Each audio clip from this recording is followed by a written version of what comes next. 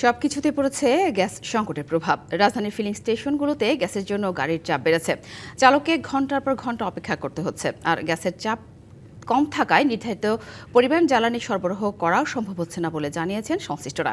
দীর্ঘ অপেক্ষার পর গ্যাস নিতে পারলেও চালকদের কর্মঘণ্টার পাশাপাশি আয়ও কমছে। বিশেষ করে সিএনজি চালিত অটোরিকশার পাশাপাশি গ্যাস নির্ভর অন্যান্য যানবাহনের চালকরাও জ্বালানি সংগ্রহ করতে গিয়ে সমস্যায় পড়ছেন। এদিকে সিএনজি স্টেশন সংশ্লিষ্টরা বলছেন, গ্যাস সংকটের কারণে তারাও ব্যবসায়িক ক্ষতির মুখে পড়েছেন। গ্যাস সংকটের প্রভাব নিয়ে জানাতে রাজধানী ও রাজধানীর বাইরে থেকে আমাদের সাথে যুক্ত হয়েছেন সহকর্মীরা। সরাসরি যুক্ত হব তাদের সাথে। শেরপুরের গ্যাস সংকটের খবর জানবো সহকর্মী এস.এম. জুবায়ের কাছ থেকে। জুবায়ের, যেমনটা আমাদের ঢাকার সহকর্মী জানাচ্ছিলেন যে আসলে দীর্ঘক্ষণ অপেক্ষা করেও তারা কাঙ্ক্ষিত গ্যাস পাচ্ছে না, আর গ্যাসের এই সংকট শুধু তো ফিলিং স্টেশন না, সার্বিক জনজীবনে প্রভাব পড়েছে। তো শেরপুরে জনজীবনে কী ধরনের প্রভাব পড়েছে, সেখানকার ভুক্তভোগীরা কি বলছেন, জানাবেন বিস্তারিত। সাথে আমি রয়েছে এই মুহূর্তে শেরপুর জেলার একমাত্র যে সিএনজি ফিলিং স্টেশন সেখানে রয়েছে। এখানে যে গাড়িগুলো রয়েছে এই গাড়িগুলো গত বুধবার রাত থেকে আসলে এখানে অপেক্ষা করছে।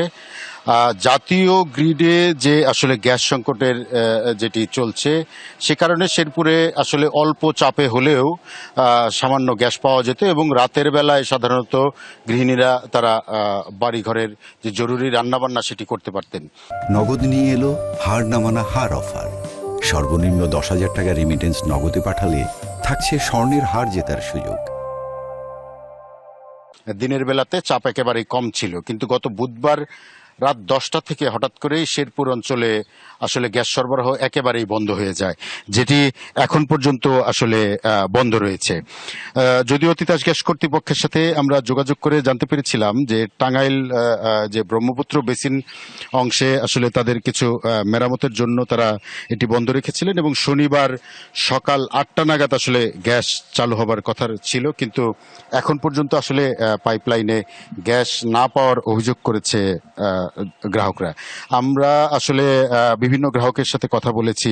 এখানে শেরপুরে 4,000 আবাসিক গ্রাহকের সাথে কিন্তু বাণিজ্যিক গ্রাহকও রয়েছে, এবং আমরা জানি যে শেরপুরের সবচেয়ে বড় যে একটি মাদ্রাসা রয়েছে সেই তেরাবাজার জামিয়া সিদ্দিকিয়া তেরাবাজার মাদ্রাসা, সেই মাদ্রাসাতে 1000-এরও বেশি শিক্ষার্থী আসলে সেখানে পড়াশোনা করেন। তো তাদের আসলে খাবারের ব্যবস্থাটা হয় এই পাইপলাইন গ্যাসের মাধ্যমে।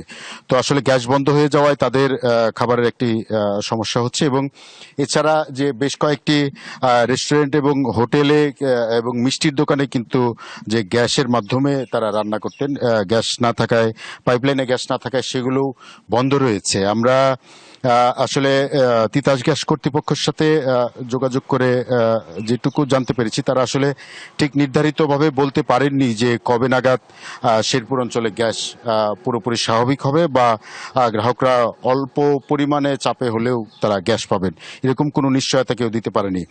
এই এই এই এই আসলে এই গ্যাস সংকটের প্রভাব কিন্তু পড়েছে পরিবহন খাতেও।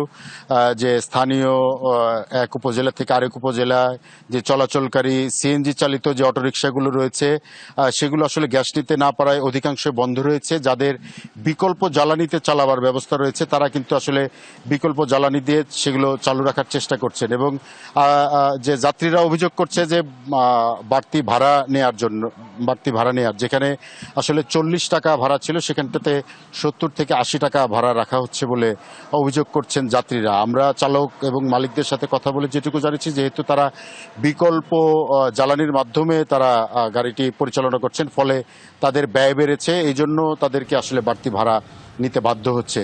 তবে আসলে এই যে সিএনজির মাধ্যমে যেসব যানবাহন, পিকআপ এবং অ্যাম্বুলেন্স, মাইক্রোবাস সহ যেসব যানবাহন, আসলে অধিকাংশ যানবাহনই চলাচল বন্ধ রয়েছে। যাদের বিকল্প জ্বালানিতে চালানোর ব্যবস্থা তারা চালিয়ে যাচ্ছেন।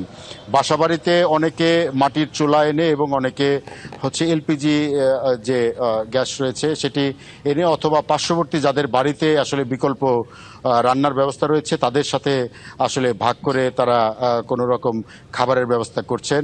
রেস্টুরেন্টগুলোতেও আসলে চাপ বেড়েছে। রেস্টুরেন্টগুলোতে যেসব বাড়িতে রান্না হচ্ছে না, বা যাদের মেসে যারা থাকেন এবং ব্যাচেলর যারা রয়েছেন তারা আসলে হোটেলগুলোতে চাপ পড়ছে এবং ফলে তারা হোটেলমুখী হচ্ছেন এবং হোটেলগুলোতেও আসলে যেসব হোটেলে গ্যাস সরবরাহ ছিল না সেসব হোটেল বন্ধ, ফলে অন্যান্য জায়গাতেও আসলে প্রভাব পড়েছে এবং ওই গ্যাস চালিত পরিবহনগুলো বন্ধ থাকায়, কম থাকায় আসলে যে বিদ্যুৎ চালিত ব্যাটারি চালিত যে অটোরিকশা সেটির চাপ বেড়েছে।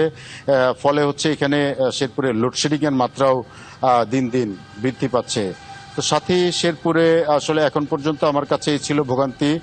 শেরপুরের 4000 আবাসিক গ্রাহক সহ বাণিজ্যিক গ্রাহক যারা রয়েছে তারা সকলেই আসলে গ্যাস ভোগান্তিতে রয়েছে। গ্যাস সরবরাহ স্বাভাবিক না হওয়া পর্যন্ত আসলে কবে নাগাদ এটাই স্বাভাবিক হবে সেটি নির্দিষ্ট করে বলতে পারেনি কেউ। সাথে শেরপুর থেকে আমার কাছে আপাতত গ্যাস সংকটের এই ছিল সবশেষ। ধন্যবাদ জুবায়ের।